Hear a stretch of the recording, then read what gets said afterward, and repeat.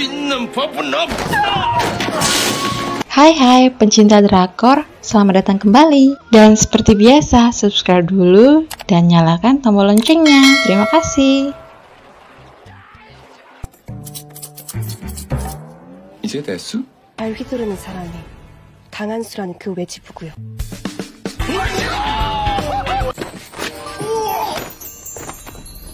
당신 잘렸다고요. 조심해야지.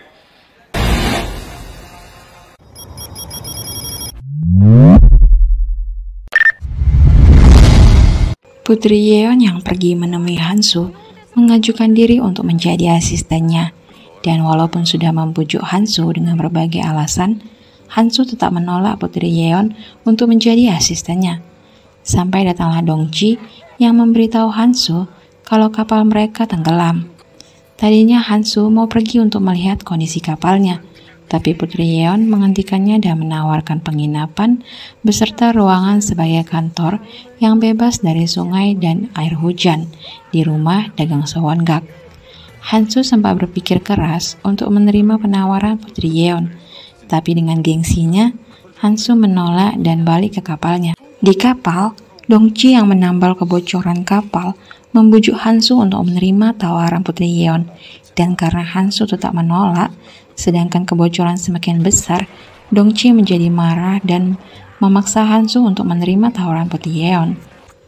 Akhirnya, Hansu pun menerima tawaran Putri Yeon dan membuka kantor pengacaranya di Sowon-gak dengan dilengkapi fasilitas penginapan plus makanan yang lezat. Setelah kepindahannya ke Sowon-gak, Hansu pun menerima klien pertamanya, di mana ada dua orang pria. Yang pertama adalah Bapak Kim, yang kedua adalah Bapak Park. Dan kasusnya, Bapak Kim ingin menuntut Bapak Park karena telah berhutang biaya medis. Jadi ceritanya, Bapak Park punya penyakit kronis yang obatnya adalah makan daging sapi. Tapi karena Bapak Park nggak sanggup membeli daging sapi, akhirnya Bapak Park pun harus menjalani sakitnya selama 10 tahun. Dan beberapa hari yang lalu, Bapak Kim yang sedang memanggang daging sapi di rumahnya dikejutkan dengan kesembuhan Bapak Park karena telah mencium aroma daging sapinya. Untuk itulah, Bapak Kim berencana untuk menggugat Bapak Park sebesar 25 yang. Mendengar cerita itu, Hansu pun menyarankan kepada Bapak Park untuk membayar Bapak Kim sebesar 25 yang sebelum terjadi tuntutan. Lalu Bapak Park pun menuruti Hansu dengan memberikan uang itu kepada Hansu. Lalu saat Hansu ingin memberikan uang itu kepada Bapak Kim, ternyata uang itu hanya digoncang-goncangkan di dalam telapak tangannya, membuat Bapak Kim pun menjadi bingung. Jadi, karena Bapak Park sembuh dengan mencium aroma daging sapi panggang, maka Bapak Kim berhak dibayar dengan suara dari uang 25 yang, lalu memberikan uang itu kembali kepada Bapak Park. Dan sebelum Bapak Kim pergi, Dongji meminta bayaran atas konsultasi hukum yang dilakukannya. Tadinya, Bapak Kim berpikir akan untung 25 yang, tapi akhirnya dia rugi 5 yang, kena loh. Setelah beberapa hari Hansu tinggal dan membuka kantornya di Sowon-gak, Putri Yeon terus mengejar Hansu untuk menjadikannya sebagai asisten. Akhirnya, Putri Yeon pun mengancam untuk menagih semua biayanya di Sowon-gak. Barulah Hansu memberi Putri Yeon kesempatan dengan syarat Putri Yeon harus membuat sebuah kantong kain dan harus menemukan sesuatu yang ingin dimasukkan ke dalam kantong itu. Setelah Tuan Jang yang merupakan salah satu orang yang membuat keluarga Hansu hancur mendapatkan hukuman, kali ini Hansu mengincar Komisaris Park dengan mencari-cari kesalahannya agar bisa menjebak Komisaris Park. Cara pertama yang dilakukannya adalah mendekati rumahnya dengan menyamar menjadi pedagang keliling, tapi hasilnya nihil karena rumah itu sepi seperti tak berpenghuni.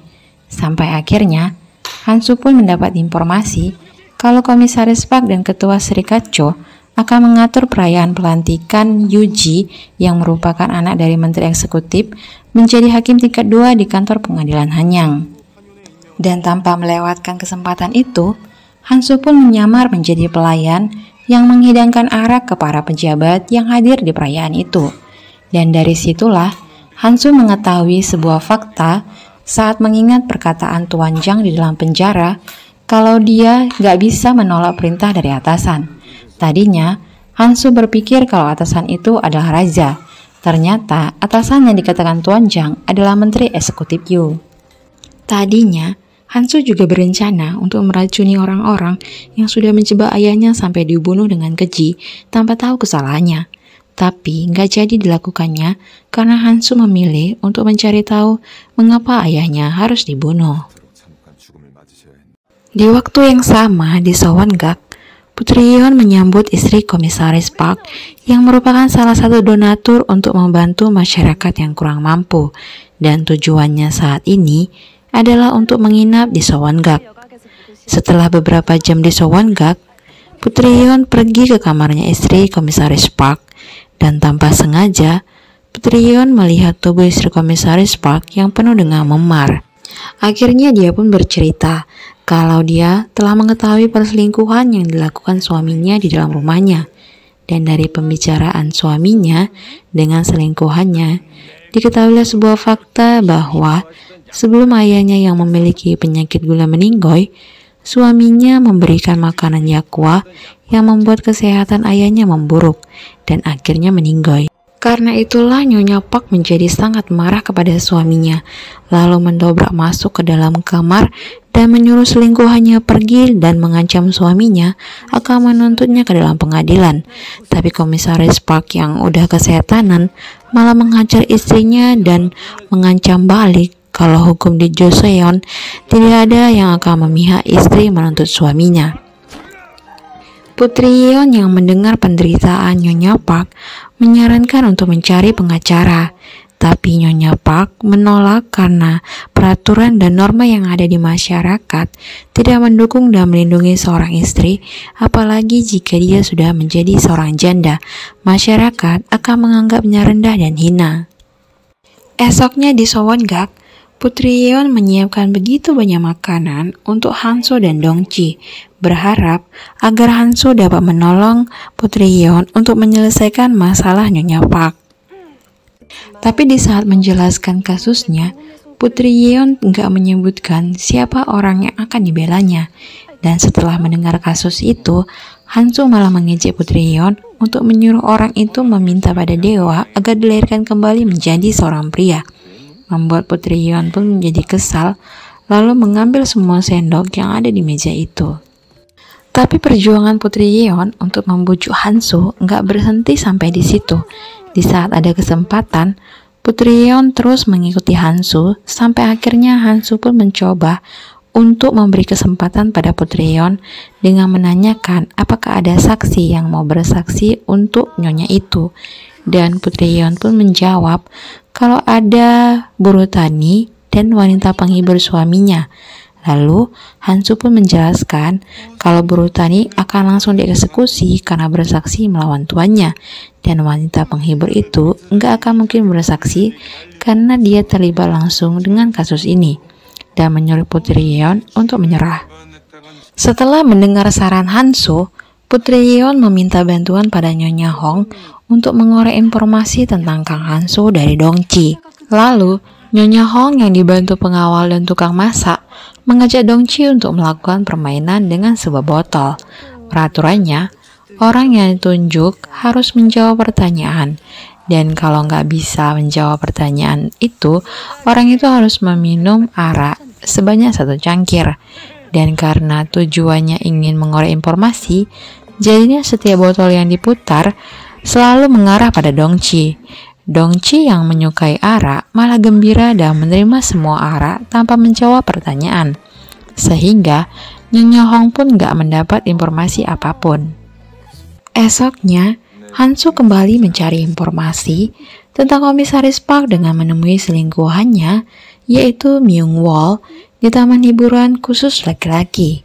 Dengan rayuan pulau kelapa ditambah sekotak mutiara, Hansu menanyakan tentang rumor yang beredar mengenai Myung Wol yang akan dipersunting oleh Komisaris Park.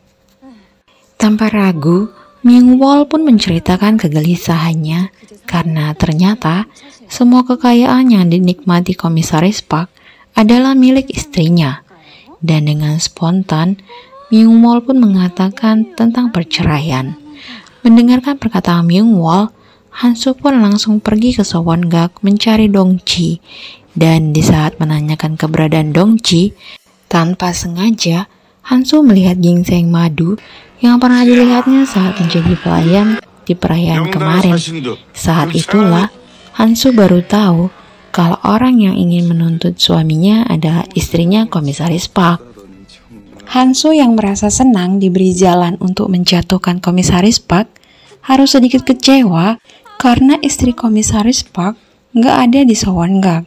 Apalagi saat Putri Yeon bercerita kalau istri Komisaris Park pernah mau bunuh diri di Sungai Han sambil memperlihatkan sebuah kantong kain yang terbuat dari potongan baju istri komisaris. Lalu Putri Yeon pun memohon pada Han-soo untuk menjadi pengacaranya. Karena takut terjadi sesuatu pada istri Komisaris Park, maka semua orang Sowon-gak pergi berbencar untuk mencarinya. Sampai akhirnya mereka pun bertemu dengan pelayan istri Komisaris Park dan diketahui bahwa istri Komisaris Park sedang ditahan di dalam pengadilan.